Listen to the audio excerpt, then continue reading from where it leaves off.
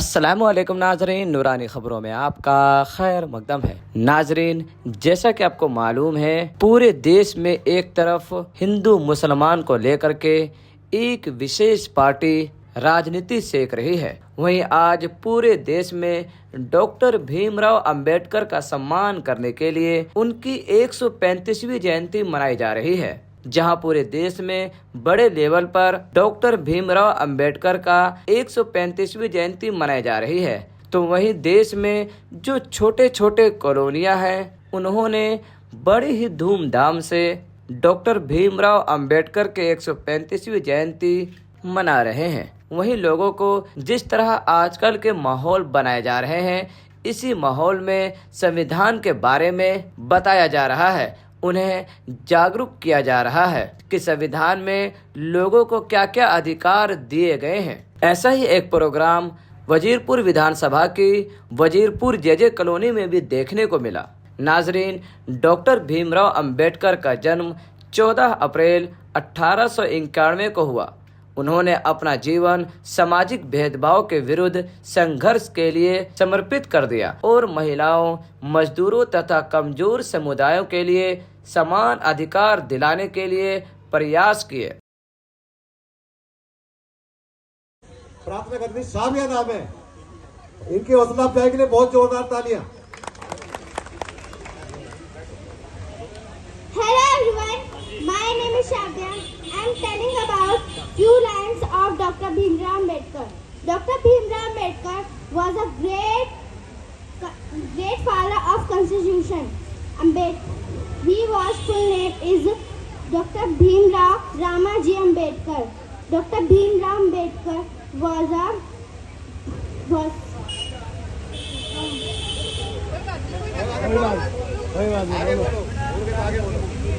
was a great leader of India. Dr. Bhimrao Ambedkar born on 14th April 1891. Thank you. आज हम लोगों को ये अधिकार मिला कि हम अपनी बात आप लोगों के बीच कह सकें, अपने अधिकारों पर चर्चा कर सकें। पिछले 10 सालों में आपने देखा कि देश में, हमारी दिल्ली में एक ऐसे बैठे हैं, जोरदार आवाज में बोलेंगे, जय जय जय जय जय भीम, जय जय जय जय जय भीम। हमारे मध्य बैठी इंडियन नेशनल कांग्रेस की प्रवक्ता डॉक्टर रागिनी नायक जी, सत्यवती आडपुए के प्रधान भाई प्रबोध शर्मा जी, यामिन भाई जी, कवि राम नरेश जी, रामनिवास जी, आशाराम जी और अमित गुप्ता जी, सामने बैठे हमारे भाई, मातृशक्ति और प्यारे बच्चों, आप सभी को क्रांतिकारी जय भीम। आज मेडल ले चुका है और यहाँ रहते हुए, इसी क्षेत्र में रहते हुए ये ग्रेजुएट है, पढ़ाई भी की और स्पोर्ट्स का नाम रोशन कर रहे हैं, क्षेत्र का नाम रोशन कर रहे हैं।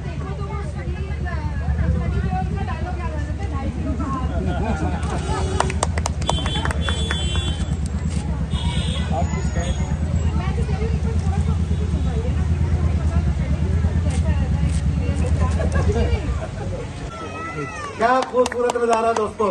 यात्रा फ्री की, और वही जो सरकार आई है सभी तरीके से महंगाई बढ़ा रही है। मैं आज आप लोगों के बीच अगर निगम पार्षद के रूप में हूं, तो ये भी एक संविधान के द्वारा दिए गए अधिकार के अंतर्गत है, क्योंकि यदि हम लोगों को वोट देने का अधिकार नहीं होता तो आज हम यहाँ पर कुर्सी में बैठने का अधिकार भी नहीं पाते। ये सब बाबा साहब भीमराव अंबेडकर जी की ही देन है।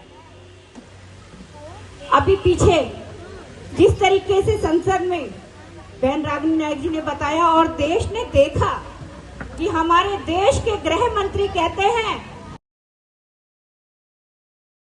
जाते हैं वही समाज में समानता, सशक्तिकरण और सम्मान के अधिकारी बनते हैं। आज बाबा साहब भीमराव अंबेडकर की 135वीं जयंती है और मुझे बहुत गर्व है इस बात का कि बाबा साहब ने एक किताब हाथ में ली और ये कोई मामूली किताब नहीं थी बच्चों। हम भी बहुत सारी किताब पढ़ते हैं, अभी आप बड़ी क्लास में जाएंगे तब आपको समझ आएगा कि ये क्या किताब है। और वही किताब आज राहुल गांधी भी लेकर हर गली, हर मोहल्ले, हर कस्बे, हर शहर, हर गांव, हर जिले में घूम रहे हैं। ये एक जादुई किताब है और एक ऐसी किताब है जिसे लिखने, जिसे बनाने में हमारे देश के लाखों, हजारों, करोड़ों लोगों का खून, उनका पसीना मिला हुआ है। ये बहुत ही ताकत देने वाली किताब है, इसे संविधान कहते हैं। और ये जो संविधान है, मैं अभी बताऊंगी आपको क्यों महत्वपूर्ण है। आजकल एक नया, सुरेश भाई ने कहा, उससे पहले के वक्ताओं ने भी बताया कि एक ऐसा समय था जब दलितों के साथ, वंचितों के साथ, शोषितों के साथ बहुत अत्याचार होता था। अगर श्लोक सुन लेते थे तो कान में शीशा भरवा दिया जाता था। अपनी शादी में घोड़े पर चढ़कर अगर कोई निकल नहीं सकता था, निकलते थे तो पिटाई हो जाती थी। ऊंची जाति वालों के मोहल्ले के सामने से निकलते थे तो चप्पल सर पे रख के निकलनी पड़ती थी और पानी से लेकर कोई भी चीज आप साझा नहीं कर सकते थे, कुएं अलग होते थे। और सुरेश भाई ने कहा बहुत कुछ बदला नहीं है। मैं कहना चाहती हूँ बदला है, सब कुछ नहीं बदला है, पर जो बदला है वो इसी संविधान के कारण बदला है। आज भाजपा के कुछ लोग कहते हैं कि अंबेडकर अंबेडकर क्यों बोलते हो, भगवान का नाम लो। हुआ था ना थोड़े दिन पहले, आपने सुना होगा, कह रहे थे क्या अंबेडकर अंबेडकर करते रहते हो, भगवान का नाम लो।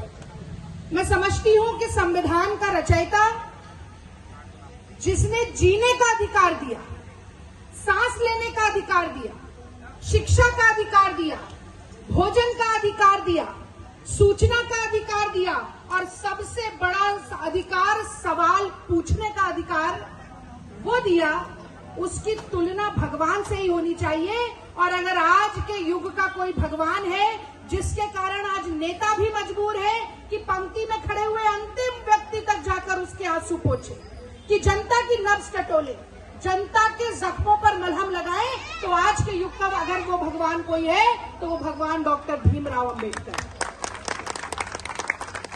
और चूंकि मैं कांग्रेस पार्टी से आती हूं तो मुझे गर्व है इस बात का कि अगर संविधान ने कहा कि सबको बराबर से खाना मिलना चाहिए तो हम फूड सिक्योरिटी एक्ट लेकर आए। अगर संविधान ने कहा कि हर बच्चे को पढ़ाई करने का अधिकार मिलना चाहिए तो कांग्रेस पार्टी ने 14 साल तक के बच्चे की मुफ्त पढ़ाई को संविधान की रोजगार मिलना चाहिए तो हम मनरेगा लेकर आए।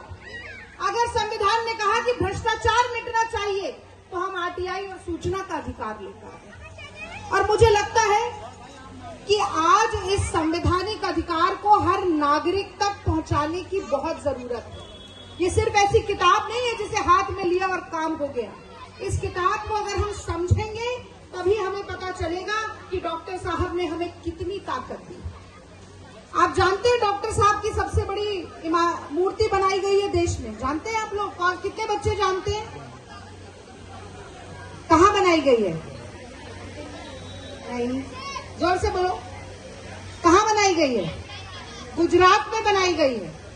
182 मीटर की ऊंचाई से आज सरदार पटेल अगर पूरे देश को देखते होंगे तो उन्हें बड़ा दुख होता होगा, बहुत दुख होता होगा कि भगवान राम का नाम लेकर आज दलितों, गरीबों, मुसलमानों के मुंह पर चप्पल मारी जाती है। बहुत दुख होता होगा कि अच्छे दिन की बात करते हैं और 80 करोड़ लोग आज भी सरकार के मुफ्त राशन निर्भर हैं। अच्छे दिन की बात करते हैं, हर रोज 3 दलित महिलाओं के साथ बलात्कार होता है, 157 दलितों के साथ अत्याचार होता है। 2013 से 2022 तक 46% दलितों के खिलाफ अपराध बढ़ गए। बहुत दुख होता होगा उन्हें कि ना अच्छे दिन आए, ना 5 ट्रिलियन की इकोनॉमी बनी। 45 साल में सबसे ज्यादा बेरोजगारी रही हमारे देश में। बहुत दुख होता होगा उन्हें, न 5 ट्रिलियन की इकोनॉमी हुई, न सबका साथ सबका विकास हुआ, बल्कि यहाँ तो एक विनाश होता हुआ जरूर दिख रहा है। तो मैं समझती हूँ कि अगर किसी के अंदर ये ताकत है कि अपने हालात को बदल सके तो वो हम लोग हैं। जब हम भारत का राष्ट्रगान गाते हैं तो कहते हैं जन गण मन, सबसे पहले जन आता है यानी कि देश की जनता, फिर गण आता है यानी कि देश का सारा महत्व जो कि जनता के लिए ही है, और फिर क्या आता है मन। और प्रधानमंत्री जी क्या करते हैं, जन और गण को किनारे कर दिया और केवल अपने मन की बात थोपने का काम करते है कि नहीं। तो अपने मन की बात मत कहिए, जनता के मन की बात समझिए और उसके हिसाब से काम करिए। दलितों के लिए, शोषितों के लिए, वंचितों के लिए काम करिए, ये बहुत जरूरी है। आज जाति जनगणना की बात हो रही है, पता चलना चाहिए देश में कितने दलित हैं, कितने ओबीसी हैं। पता चलना चाहिए कि इतनी भारी संख्या के बावजूद बड़े बड़े पदों पर दलित और पिछड़ा वर्ग क्यों नहीं पहुंच पाता है। पता चलना चाहिए। अभी कुछ ही दिन पहले मैं एक खबर पढ़ रही थी, कल या परसों की बात है, कि एक दलित बच्ची को एग्जाम देते हुए स्कूल के कमरे से बाहर बिठा दिया जाता है। कहा जाता है आप लिखो, किसी गांव की बात है। तो ये भेदभाव न रहे समाज में, इसके लिए पढ़ाई करो बच्चों, खूब मेहनत से पढ़ाई करो, और समाज में आगे बढ़ने का रास्ता शिक्षा है, इस बात को हमेशा याद रखो। मैं बहुत लंबा भाषण नहीं देना चाहती, और मैं इतने चुने हुए प्रतिनिधि हैं किसी भी दल के, कांग्रेस हो, आप हो, भाजपा हो, कोई भी हो, उनसे सवाल पूछने का अधिकार आपका है और उस अधिकार को कभी नहीं भूलना। एक छोटी सी मैं एक बात सुनाकर, ये जो मैंने अभी 26 जनवरी के दिन भी कहा था कि पंडित नेहरू जब पहली संसद बैठी देश की, तो पंडित नेहरू एक सत्र के खत्म होने के बाद बाहर निकले, तो एक बुजुर्ग महिला ने उन्हें पकड़ लिया और उनसे कहा कि जवाहरलाल, ये देश आजाद हुआ, आजादी मिल गई देश को, तुम्हें मिल गया प्रधानमंत्री पद, और मुझ बुढ़िया को क्या मिला। तो पंडित जी ने कहा कि अम्मा, तुम्हें इस देश के प्रधानमंत्री का गिरेबान पकड़कर सवाल पूछने का अधिकार मिला। है जो आजादी ने और जो संविधान ने हमें दिया है, जो बाबा साहब ने दिया है, जो पंडित नेहरू ने दिया है, जो मौलाना आजाद ने दिया है, जो सरदार पटेल ने दिया है, और इस सदी के सबसे बड़े युग पुरुष महात्मा गांधी ने दिया है। तो इसकी ताकत को समझिए। और मैं अपनी बात इन पंक्तियों के साथ खत्म करना चाहती हूँ कि इसलिए राह संघर्ष की हम चुने कि जिंदगी आंसुओं में नहाई न हो, शाम सहमी न हो, रात हो न डरी, भोर की आंख पे डबडबाई न हो, दम न तोड़े कहीं भूख से बचपना, रोटियों के लिए फिर लड़ाई न हो किसी के लिए मखमली बिस्तरा और किसी के लिए चटाई न हो। इसलिए राह संघर्ष की हम चुने कि जिंदगी आंसुओं में नहाई न हो। साथियों, बहुत बहुत धन्यवाद, आपने मेरी बात सुनी, और बहुत बहुत धन्यवाद मुझे आज इस खास मौके पर अपने भावार्थ रखने का मौका दिया। बहुत बहुत शुक्रिया, धन्यवाद, जय हिंद।